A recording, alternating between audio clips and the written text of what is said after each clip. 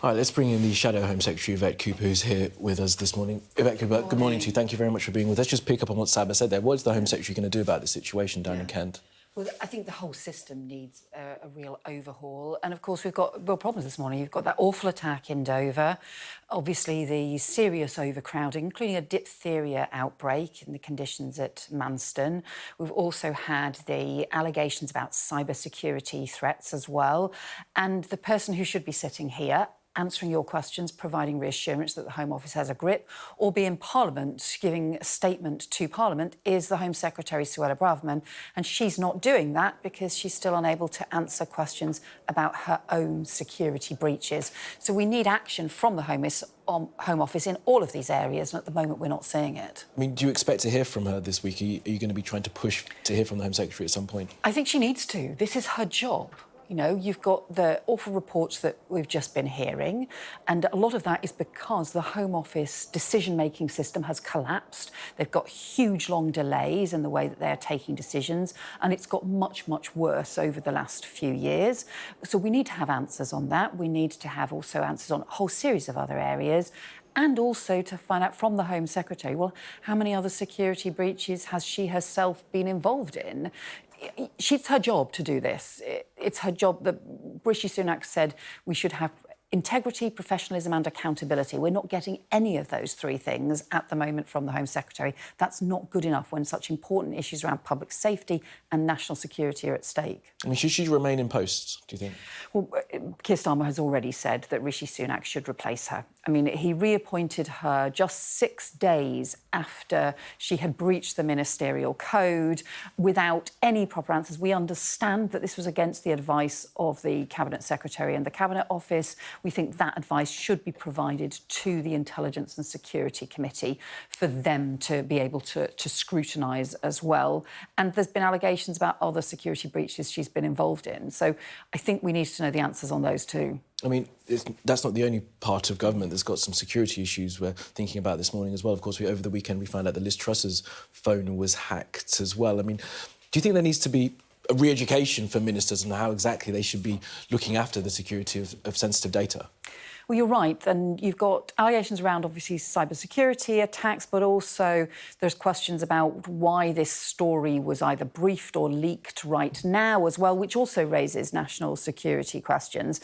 And so, and concern raised from some, former retired senior security people about the Home Office, not just the Home Office, but actually, across the government, ministers not taking the right approach to some of these security issues.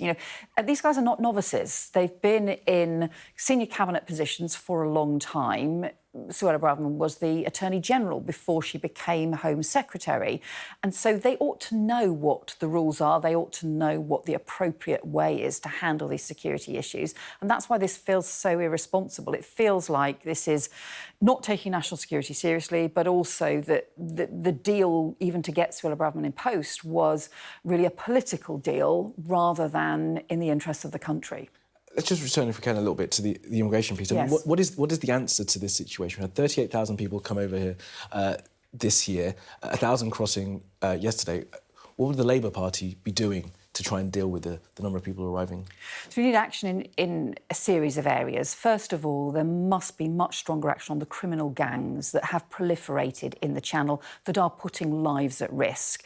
Just in the last couple of years, we have seen this huge increase in the number of criminal gangs that they've effectively created a multi-million-pound industry, a criminal industry in putting people's lives at risk and exploiting those who are vulnerable.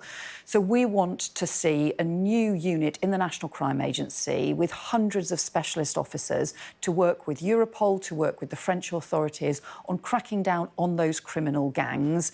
And we would fund it, frankly, by stopping the unworkable, unethical Rwanda plan, which the government's spent another 20 million on just in the last few months on a programme that the Home Secretary herself is failing. So we need to do that, need a new agreement with France on preventing boats crossing and also having a replacement for the previous Dublin agreement.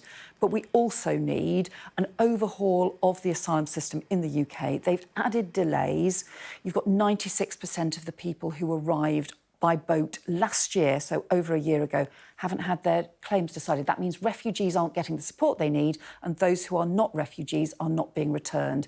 And that has substantially deteriorated on the government's watch. So taking money from one policy and putting it into a specialist unit, what about capacity? What about for the number of people who are here who are being housed in situations described as intolerably inhumane, where, as you rightly point out, diphtheria and MRSA has been found? Yeah, and so that's why they've got to take far more decisions. So we've still got 12,000 Afghan refugees, for example, who are still in hotels because the government hasn't sorted their situation out, and they arrived last August. So that's just a terrible letdown of people, again, who are vulnerable and fled persecution.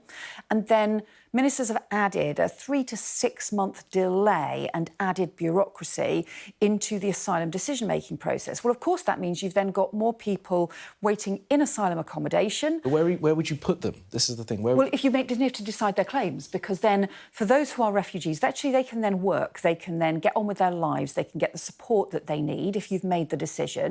If they're not refugees, they of course need to be returned. So it's that failure to make decisions which means we've now got so many more people waiting in asylum accommodation who are waiting for decisions to be made.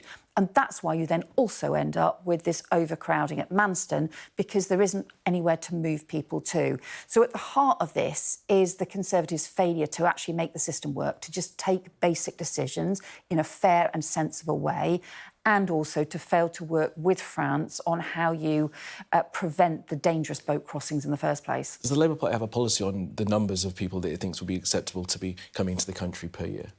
Do you mean refugees, or do you mean the overall migration? The overall migration system? figure. So we think that you should have this points-based system where you look at different kinds of immigration rather than having the kind of targets. Where there's a bit of a row going on at the moment in the government between some parts of the government who seem to want a net migration target, which goes back to the old Cameron one, which didn't work, of a lower target. Others who seem to want actually a much higher overall target because they think it will improve growth. We don't think either of those approaches are right. We think you should instead look at what are the areas we've got shortages, for example, around health and social care, where we need the health and social care visa, but where we should also be linking that to training. So we train far more doctors and nurses, and Labour set out a plan to increase those training places so that we don't need to always have so much overseas recruitment. People coming from abroad to work in our NHS have been a godsend to our NHS and have been what made it possible to keep our NHS going. And that's going to continue to be important, but we also need to make sure there is more training here. And refugees and asylum seekers, how many? From refugees and asylum seekers, we have to do our bit alongside other countries. So we have to respond to the crises that happen. Nobody could have imagined the crisis in Ukraine, for example. And we saw people from across the country want to help, to offer up their homes, to welcome families from Ukraine who have been forced out by Putin's illegal war.